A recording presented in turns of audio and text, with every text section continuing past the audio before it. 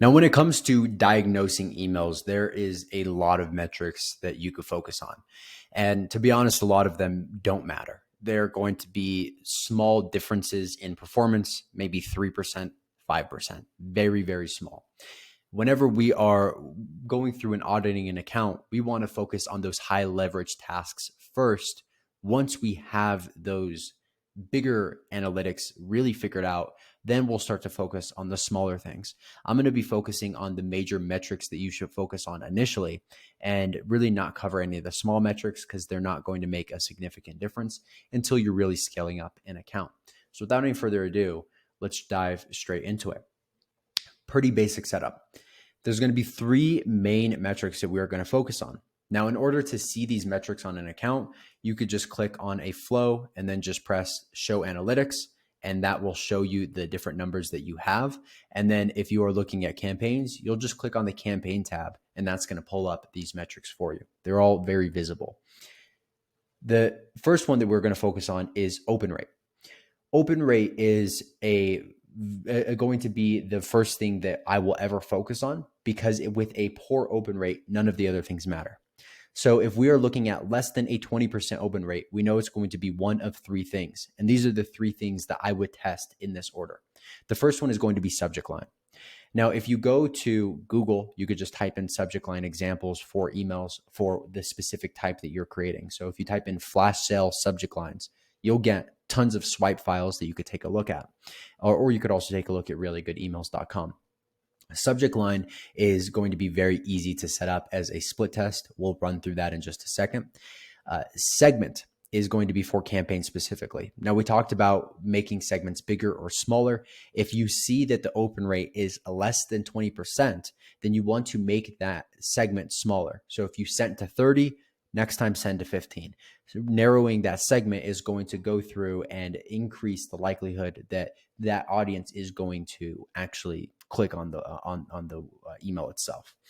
The third thing is then going to be deliverability. So these are the order that I'll test it in. If I have already tested subject lines and segments and I still can't get it up, then I know that it's most likely going to be something that has to do with the deliverability. Now, with that being said, the way that you are going to set up any split test is for flows is very basic. You're going to grab the conditional split on this logic end right here, and you're going to drag it up above the email that you're wanting to split test. So this is the one that I'll say I want to split test. I'm going to go ahead and select the condition as a random sample, and I'm going to do 50%. What this is saying is 50% of people are going to go on this path, 50% of people are going to go on this path. Then all I'm going to do is I'm going to go ahead and hit clone on this. I'm going to drag it on over to this section. I'm going to make this live. And then I'm also going to go ahead and edit the subject line. So if I was to say, say I wanted to change this so it doesn't have a discount, I would change it to whatever it's going to be. As soon as that is then done, what I'm going to go ahead and do is drag this on this little tab right here on over. This is just reconnecting this overall split to make sure that if people go on this path, they're still going to get the remainder of our emails. Now, you're going to let this run. At minimum, I would at least let it run for 200 overall email sends for both emails to make sure that you have consistent delivery. And then at that point, I would measure the results and see if there is a significant difference. With that being said, once it's done, what you're going to do is you could just go ahead and turn this one off. So I'll just make this a draft, and you could just delete it if you're not using it anymore. I'm just going to assume that this is going to be the loser of the two. So I'm just going to delete that email. And then you're also going to want to delete this conditional split. So you'll just press delete. You're going to delete the no path in this case, and just go ahead and hit that. I almost always get an error. It's not a big deal. You'll just refresh it, and then it'll show up with the proper stuff. Now, that is going to be the order that I'm going to test to get open rates higher. Second is going to be click-through rate, less than 2% click-through rate. What I'm going to focus on is going to be the copywriting first. So trying to make it so that it is more compelling, that people get the point faster. They don't have to look around to see it, and it's engaging.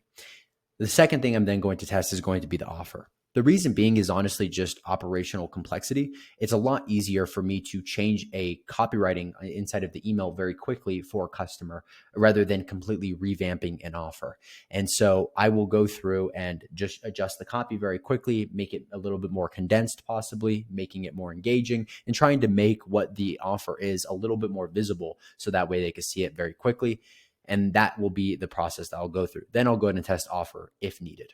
The last thing is purchase. If you're seeing less than a 1% purchase rate, it's always going to be the offer. If you got the open rate right, if you got the click-through rate right, and the purchase is still an issue, it's the offer.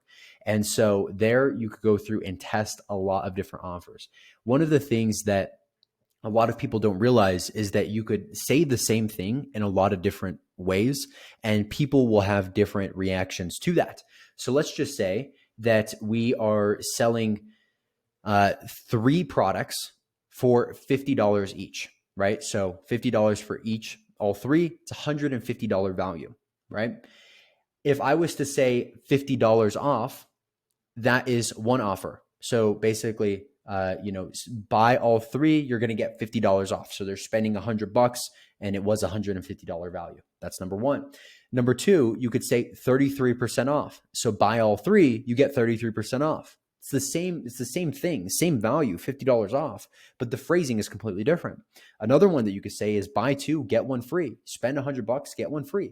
All 3 of those are the same exact value that they are receiving, but people perceive them differently. And so it's important to test those different phrasings of the same thing to figure out what is going to be the most compelling and provide the most value to your customers in order to get the best performance from your emails. You can also do other things where you are bundling products together to try to provide more value and make the offer a little bit more complex if needed. You could also leverage urgency and scarcity inside of these by saying that the offer is going to end in a certain time frame, urgency, or that it's limited to a certain amount of people. That would just be scarcity, right? So it's limited to 100 people. The first 100 people are going to be able to get this. Nobody else is going to. Scarcity. Now, providing those different elements together in the offer is really what is going to make the largest difference. That is the overall process of how I will diagnose emails. That is going to be from top to bottom. You'll do this for campaigns, you'll do this for flows, and you'll do it on an individual email basis. If you do this over the time, this is the difficult part. If you do this over time, you will see drastic results in your email. It's a series of evolution, and that's it. Hopefully this was valuable to you guys. I hope that you guys enjoyed this email course altogether. It's been a ton of fun.